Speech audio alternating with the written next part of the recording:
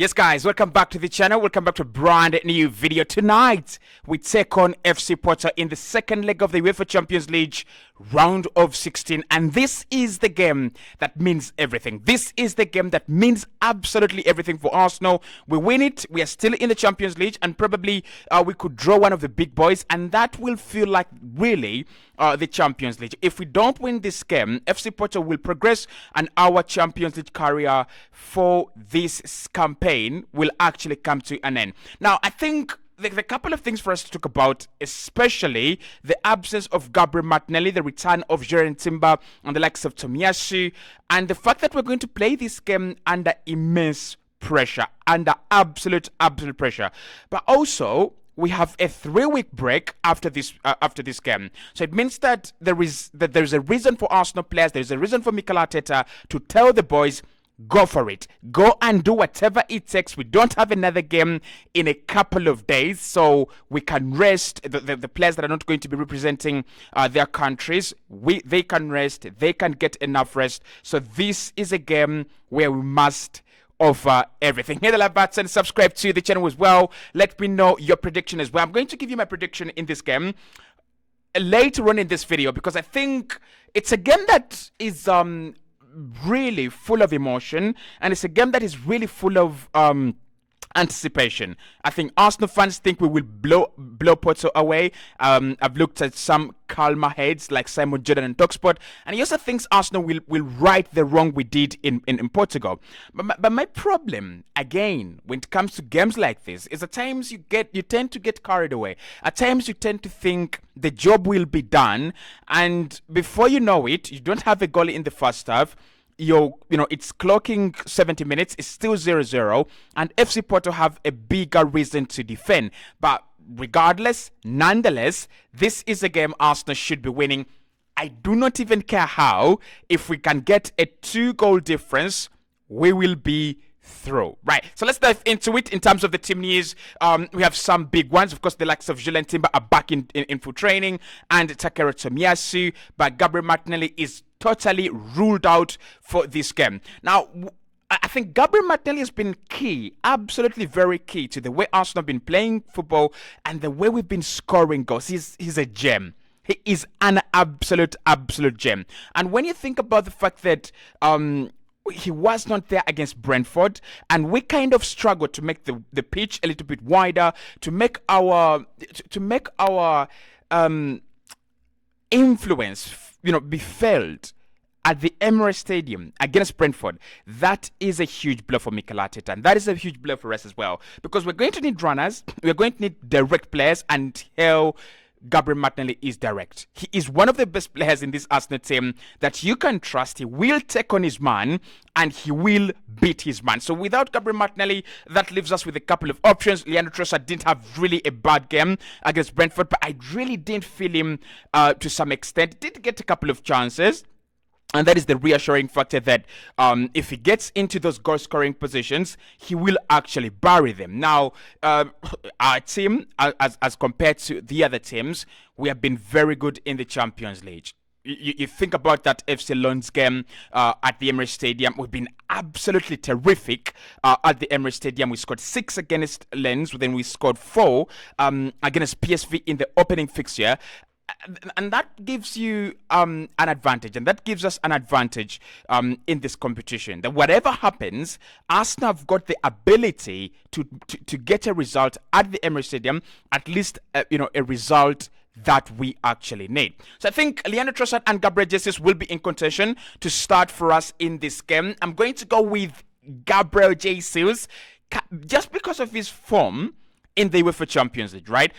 Other than that, I still think that Leandro Trossard would be the better guy, but Gabriel Jesus has been terrific, absolutely terrific in the UEFA Champions League. He's been so good. He's scored a couple of goals for us, and he's looked very lively, especially when we played on those UCL nights at the Emirates Stadium. So I would want to go with Gabriel Jesus to replace Gabriel Martinelli, and I wouldn't make any changes from the team that actually beat Brentford, I would keep the same team. Alexander Zinchenko returns, but in my opinion, Kivio is a much better player out wide at left back because he's so defensively assuring. So you have Ben White, Jakub Kivio, Gabriel, and Saliba starting starting in the back four. Raya will be back in goal. I think Declan Rice and Jorginho. There's a point there. Do we play Rice alone and then allow ourselves an extra space in midfield for an attacking player? So if we play Declan Rice, as a single pivot, that allows us to play Kai Havertz as a left number 8, and that allows us to play Martin Odegaard as well in that midfield. Or it allows us to play an extra player like Leandro Trossard in midfield, or even Fabio Vieira. Just because we need the goals, we might actually need to get off the fence a little bit and go for it. And I think Mikel Arteta, that is one of the things I know about him as our gaffer. He is actually going to go for it. So that is point number 1. I think I would drop Jorginho in this game. I would go with Declan Rice alone, and then I would play Kai Havertz and Martin Odegaard in that midfield alongside him. Then up top, definitely Gabriel Jesus, Bukayo Saka, and maybe then Leandro Trossard as well to come in to replace Gabriel Martinelli. Let me know what you think about this. Do you think the Gabriel Martinelli game, absence actually in this game is going to be a factor for Arsenal, for Arsenal to win? Now let's dive into this game. I don't think it's going to be an easy one, but we can make it easy.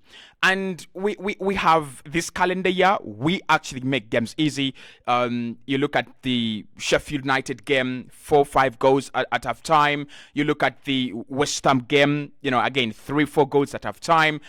I think that is what we need to do in this game. We need to pull out this mojo that allows us to thump teams, that allows us to bury games, right?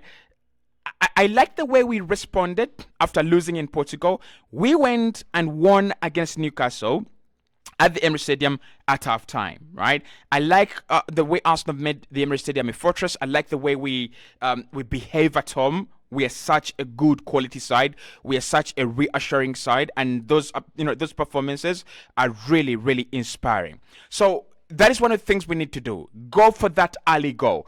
I would be very surprised if Arsenal are not trying to kill this game in 20 minutes. I would be very surprised. I would want us to go open every single outlet out there, do every single thing out there in our power to get 2 goals in 20 minutes. If we can get those 2 goals and FC Porto don't have a reason to defend, then it's going to open up. At 1-0, they will still sit back, right? At 1-1, they will sit back.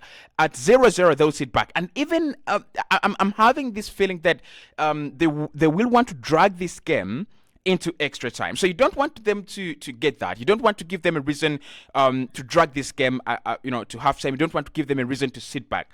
The only way we can do that is by making sure whatever happens and whatever we do in this game, we don't allow FC Porto to get to halftime without conceding 2 goals. It's going to be absolutely very key. Now, it's on our side that within the first 20 minutes we have scored. For example, I think the last 5-6 games we've done that very well.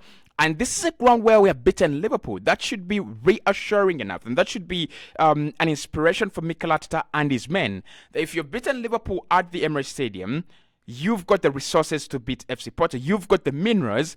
You need to beat FC Porto at the Emirates Stadium. So I'm going to go with an Arsenal win. I don't think it's going to be 4-1. I don't think it's going to be that decorated. I think we will concede.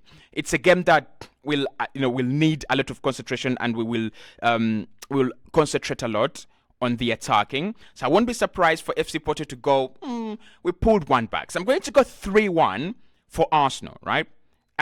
I'm going to go 3-1 for Arsenal, 2 goals at half time, and then a 1-1 draw in the second half. I think FC Porto will get out of this. It's not going to be an easy game, guys. It's not going to be an easy game, and I don't want us to be the one team that takes their game to extra time. I don't want to be the one team that takes their game to penalties, because you can't control the events in penalties. You can't still control the events in extra time, but we don't have that big of a squad. So when you can see that if we take off Gabriel Martinelli and bring on Leandro Trossard, and then we take off Jorginho and introduce Gabriel Jesus, and then Kai Havertz drops into midfield, literally our substitution options that are quality are actually done. So we don't have the squad depth. We don't have the many players to play that extra 30 minutes. So we've got to play within our limits. It's 90 minutes. Get the job done. So this is how I think this game is going to play out. And I think Mikel Arteta already knows this. I don't know if Porto will come to surprise us, right? But I'm going to talk about that as well.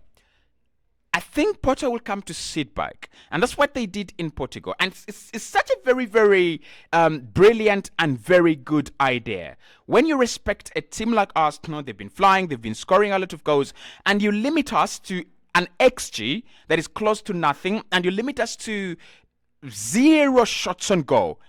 It's embarrassing. Zero shots on goal. Bro, that is unacceptable. Like, in the Arsenal vocabulary, there are things that we have not heard of this year. No shot on goal, an XG that is close to nothing. It's embarrassing, really embarrassing. But in that game, again, we created some good chances that Porto really defended very well. And again, we've got to focus on this. We were not really that bad. Porto were actually good at what they were doing. So I think they will come back. They will come back with the same strategy. They know it worked once. It will work again. That's what they will think. They're going to sit back and they're going to suck in the pressure and they'll look to catch Arsenal on the break. They're very, very electric on the break. They're very, very, they're very quick. And Mikel Arteta has got to find a solution for that. I think our back four is covered when it comes to pace. Saliba is covered. Gabriel, okay, yeah, there is, he's moderate. I think Jakub Kiwior is okay when it comes to, recovering. And Ben White is okay as well when it comes to recovering. His only problem is 1v1 situations. So, if that is their strategy, Arsenal really have the minerals and we have the capacity to lock them in, deny them a way out, and batter them. Right? So I think that's how it's going to play out. They will come, sit back, suck in the pressure, allow Arsenal to come onto them, allow us to do whatever we want. And I think the instructions from the manager will be, don't concede early. It will build the pressure, right? Don't concede early. But FC Porto do not have a very good record in England, especially when they play Arsenal. They've conceded 11 goals in their last around 3 encounters when they've come to visitors. And I don't think this is going to be any different. I think they will concede around 3 or 4 goals. That will actually depend on how quickly we unlock them and how quickly they want to equalize and how quickly they want to make matters level, right? But they have an advantage, and that is something that we've got to look at. They have an advantage that really matters. Whatever happens in this game, FC Porto still hold the advantage. Whatever kind of form we have been in, whatever we have done, FC Porto still hold the advantage and the equality side. So I'm not downplaying them. I think when we had just drawn them, I said that the advantage with this fixture is that it is easy, which I was wrong about. But then the other advantage I said is that it ends at the Emirates Stadium, right? So 3-0 today, Arsenal are through. 4-0 today, Arsenal are through. Or even 2-0 today, because Arsenal are really capable of keeping that clean sheet, that nice clean slate without a name on it. So we can go for that, and I would love it. I would love for Arsenal to go in this game and not concede a single goal. So let me know. Do you think we will concede? Do you think Arsenal will go through tonight? Very difficult game. It's going to be a lot of pressure. I'm going to watch it from home alone, so we'll do a match reaction after that. But I tell you, if Arsenal do not win this game, it could be the start of our crumbling. Listen, after this, Arsenal have a couple of games coming up. Manchester City's in there, Tottenham, Aston Villa, Chelsea are all in there. And then you look at the likes of Manchester United, who will have to play later on in May. So we can't afford to crumble. We can't afford to crumble right now. We need to go game by game, but we need to go game by game, winning in a way that allows us to feel confident, in a way that allows us to feel we can still go and do it, right? I think we are in the right form. I think we're in the right shape. We are in the right space.